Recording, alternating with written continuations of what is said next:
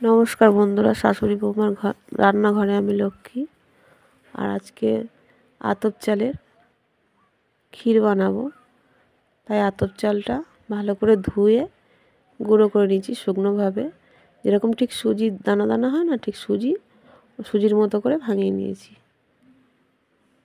তারপর গ্যাসটা জ্বালিয়ে গ্যাসে একটা কড়াই বসিয়ে দিয়ে ওতে দুধ দিয়ে দিয়েছি। দুধের পরিমাণটা অল্প ছিল তাই গুঁড়ো দুধ দিয়েছি। আপনারা শুধু দুধ দিয়েও করতে পারেন, লিকুইড দুধ দিয়ে।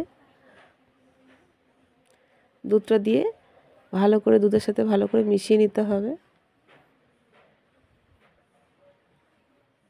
মিশিয়ে নিয়ে দুধটাকে ভালো করে জাল করে নিতে হবে। কিছুটা কাজু আর কিশমিশ নিয়েছি। কাজু কিশমিশটা ভালো করে ধুয়ে ছোট ছোট করে কুচিয়ে নিতে হবে।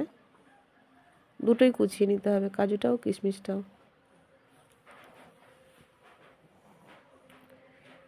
কুচিয়ে নিয়ে একটা বাটির মধ্যে তুলে রাখতে হবে।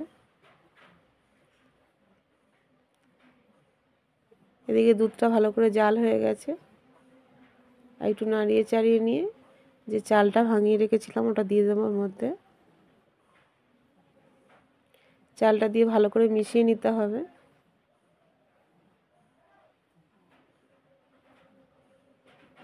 এটা তাড়াতাড়িও হয়, খেতেও ভালো লাগে। আর একটু গুড় ওর মধ্যে দিয়ে দিতে হবে। গুড়টা দিয়ে ভালো করে ঘাঁটে দিচ্ছিলাম, গুড়টা ঘাঁটছিল না বলে আর একটু হাতায় তুলে ভালো করে ঘাঁটিয়ে দিয়েছি। গুড়টা দিয়ে ভালো করে ঘাঁটানো হয়ে গেলে ওর মধ্যে দিয়ে দিতে হবে পরিমাণ মতো চিনি।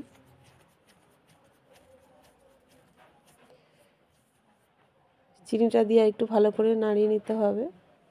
চিনিটা একটু গলে এলে যে কুচিয়ে রাখা কাজু আর কিশমিশটা যে কুচিয়ে রেখেছিলাম ওটার মধ্যে দিয়ে দিতে হবে। দিয়ে আরেকটু ভালো করে জাল করে নিতে হবে। জাল করে নিয়ে সামান্য পরিমাণ একটু লবণ দিয়ে দিতে হবে। লবণটা দিলে চিনির যে ব্যালেন্সটা ওটা ভালো হয়, স্বাদটা ভালো হয়। অনেকে নাও দিতে পারেন, কিন্তু দিলে ভালো হয়। আর ভিডিওটা ভালো লাগলে লাইক করবেন, চ্যানেলে নতুন হয়ে থাকলে চ্যানেলটা সাবস্ক্রাইব করে আমার পাশে থাকবেন। আর আপনারা ভালো থাকবেন, সুস্থ থাকবেন। আজকে ভিডিওটা এখানেই শেষ করলাম।